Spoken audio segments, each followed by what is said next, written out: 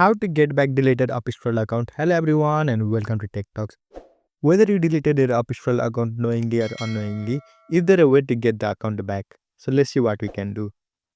Once you deleted UpScrolled account, you will get an email from UpScrolled. So let's try to find that email. So open your Gmail app. And here you can see, here I have got mail from UpScrolled regarding account deletion. So let's open it. Now, if we read the mail clearly, here on third paragraph, they have clearly mentioned that once the account is deleted, it is permanent and it cannot be undone. If you wish to join UpScroll again, you will need to create a new account. So as of now, UpScroll doesn't allow you to restore your deleted account. So what you will need to do is create a UpScroll account again.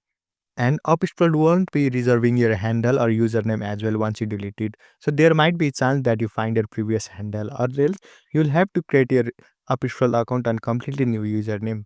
So as of now, the only solution is creating new account.